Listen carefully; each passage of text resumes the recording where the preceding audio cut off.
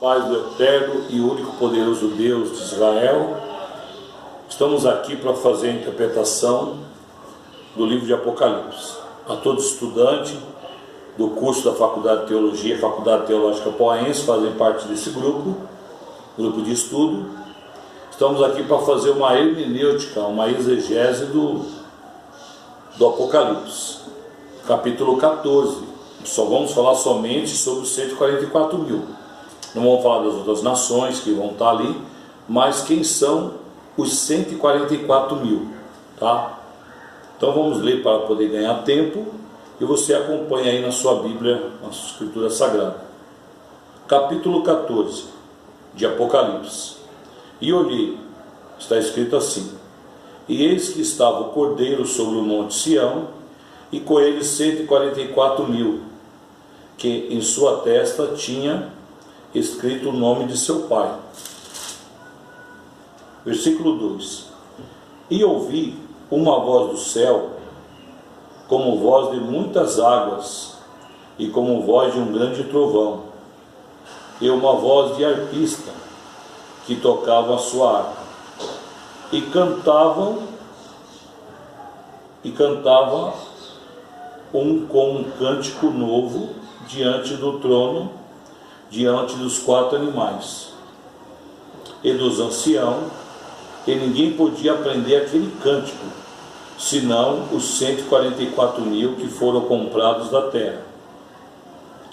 Esses são os que não estão contaminados com mulheres, porque são virgens. Esses são os que seguem o Cordeiro para onde quer que ele vai.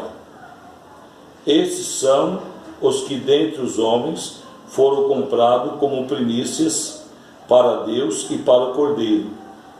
E na sua boca não achou engano, porque são irrepreensíveis diante do trono de Deus.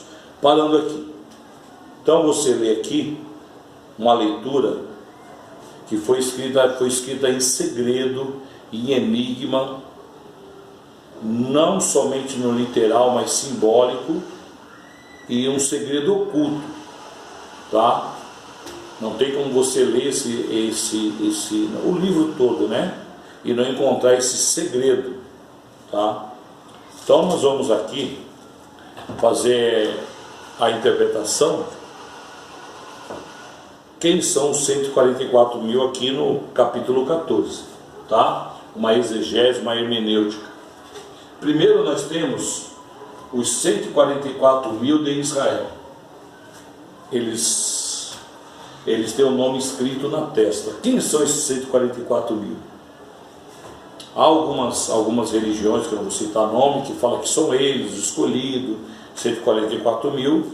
Mas quando você vai no capítulo 7, que eu nem vou ler aqui para não perder muito tempo, depois você lê, no capítulo 7, você vai ver que os 144 mil são 12 mil de cada tribo de Israel, das tribos de Israel. E isso é o que está escrito no livro. Não estou afirmando que isso é o que está escrito. Então, os 144 mil são 12 mil, está lá no capítulo 7, 12 mil da tribo de Azar, de Zebulon, de Naftali, de Levi, de Judá, Benjamim. 12 mil de cada tribo são judeus. São 12 mil de cada tribo, que dá 144 mil judeu, não as outras nações. As outras nações estão diante do trono, aí você vai ver brasileiro, português, americano, mas vamos falar dos 144 mil, tá? Eles cantavam um cântico que ninguém podia aprender esse cântico, ou seja, uma das línguas mais antigas é o aramaico, o hebraico e outras aí do tempo da Mesopotâmia. Então não tem como aprender esse cântico, é uma língua diferente. O aramaico, segundo as escrituras, o hebraico é a língua de Deus, né? Então, povo judeu que conhece o hebraico, o aramaico e a língua de Deus, não brasileiro, não americano, tá? Interpretação do texto. Os 144 mil foram comprados da terra, comprados. Quando fala comprado, remete à figura de Cristo que compra os pecadores. Isso é o que dá a entender no texto. Tá? Eles foram comprados, foram separados por Deus, pelo Eterno. Tá? Continuando. Estes não se contaminaram com mulheres. Mas nós temos um detalhe aí. O povo judeu não crê, eles não crê que Jesus comprou eles. Já tem uma contradição aí dentro do texto. Se foi mexido ou montado, eu não sei. Eu sei que quando fala foram comprados, nós não, né? Os cristãos dizem que Jesus comprou um povo separado com seu sangue. Só que o povo judeu não crê nisso. Então já tem uma contradiçãozinha aí, mas tudo bem. Agora fala que eles eram virgens, que não se contaminaram com mulheres. Aí eu vejo alguns pregadores, tá, alguns, né, teólogos dizerem que eles não tiveram relação com mulher. Não, isso é uma simbologia. Todos nós sabemos que o Apocalipse, quando fala de mulher, fala de igreja, fala de religião.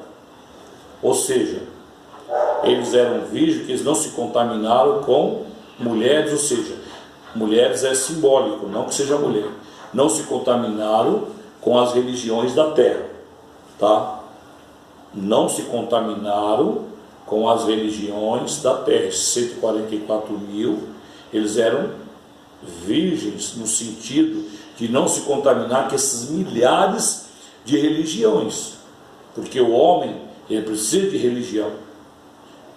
Então as religiões trazem um consolo para a alma, para o espírito, a crença, a fé. Ele acredita naquilo, mesmo que aquilo não exista, ou nunca existiu, ou nunca aconteceu, ou nunca vai acontecer, mas ele acredita, ele tem fé e ponto. Então são as religiões contaminadas com as heresias, com as conversas, com as mentiras, sabe? Com aquelas historinhas de coelho da Páscoa, com aquela historinha de, vamos se dizer, Alice no País das Maravilhas, escorregando pela toca do coelho. E você entende o que eu quero dizer. Mas para ele é um consolo, ele se sente bem, ele chora, ele tem esperança, ele caminha na rua achando que aquilo é verdade e ele vai de chapéu atolado. Isso são as religiões no geral. Não quero aqui ofender nenhuma, mas que todas têm as suas fantasias, tem, porque uma é diferente da outra, uma diverge com a outra, nem todas são iguais. E qual que é a certa?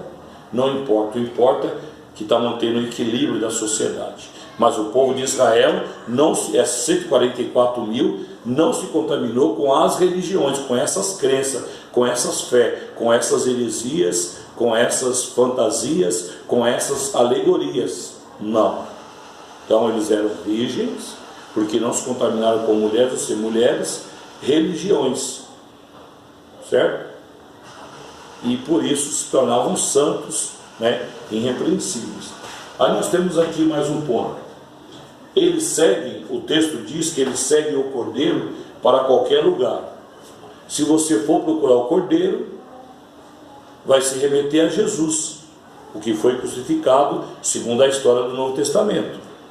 Eles seguem, esses 144 mil judeus, eles seguem o Cordeiro. Aí nós temos uma outra contradição. Qual é o judeu das 12 tribos de Israel que segue o cristianismo? Ninguém. Você chega em Israel hoje, nós temos aproximadamente 8 milhões de judeus nessa geração que não seguem Jesus. Eles seguem o judaísmo, a Cabala, né? Lê o Talmud, o Midrash, o Zohar. Eles têm uma outra filosofia, uma outra crença. Eles seguem o único Deus, tá? Eles seguem o único Deus, um Deus único, o eterno, poderoso Deus verdadeiro de Abraão, de Isaac e Jacó, né? Eles procuram seguir os 10 mandamentos, procuram caminhar dentro dos preceitos do Antigo Testamento. Então essa parte do texto, que ele segue o Cordeiro para qualquer lugar, que esse Cordeiro, segundo o que está colocado ali no texto, seria Jesus sacrificado. Então tem uma coisa que não bate, que o judeu não segue de maneira alguma o cristianismo, tá? Continuando aqui, e na sua boca não achou engano, que são irrepreensíveis diante do trono de Deus. Ou seja, esses 144 mil, eles não têm heresia, eles não têm mentira, na boca deles não sai nada de engano, né? Eles não adoram outros deuses menores, santos, vamos dizer assim. Eles só têm um único e eterno poderoso Deus. Eles seguem os decálogos, os 10 ou 12 mandamentos do Monte Sinai, que se você for contar vai dar 12, mas as nações falam 10, né? Eles falam sobre as 7 leis noéticas. Então os 144 mil, eles não se contaminam com as religiões. São um povo judeu, são irrepreensíveis, tá? E o mais importante de esclarecer isso aqui, que tem algumas pessoas que leem, olha, não se contaminou com mulher, não teve relação, não tem nada a ver colocar a mulher como ruim, é apenas uma parte simbólica, né? Porque vai falar das prostituições da época, né? As prostitutas, como você vai ler Apocalipse, vai falar da grande meretriz e das suas filhas, que é um outro assunto, uma outra história. Respeitando a qualquer crença, qualquer fé, qualquer religião, fizemos a interpretação do texto até aqui, tá bom? Os 144 mil, resumindo, são das tribos de Israel, que vai estar ao lado do trono de Deus, cantando um cântico que ninguém pode cantar. É o povo judeu que não se contaminou, que não se curvou diante das religiões que tem, das águas contaminadas. A água deles vem da Torá, a água deles vem da rocha onde Moisés bateu o cajado, tocou e manou água. A água deles vem do trono celestial e não desse monte de água contaminada. E 144 mil não seguem vento de doutrina, mas eles procuram ser fiel ao eterno e o único poderoso Deus que criou os céus e a terra, aquele do Monte Sinai, aquele que fez a aliança, tá? Foi mexido o texto na época de Roma mexeu no texto, não tem jeito. O Novo Testamento está todo mexido pelos romanos da época do ano 325, né? século IV, Constantino, Vespasiano, os comissionados da corte ali, né? Os escritores da época que ganhavam para mexer no texto. Muito obrigado, Shalom, a paz do eterno Deus a todos, tá? Muita saúde e felicidade para vocês, aos nossos estudantes da Faculdade Teológica Poense, tá bom? Obrigado, Shalom a todos, até a próxima aula.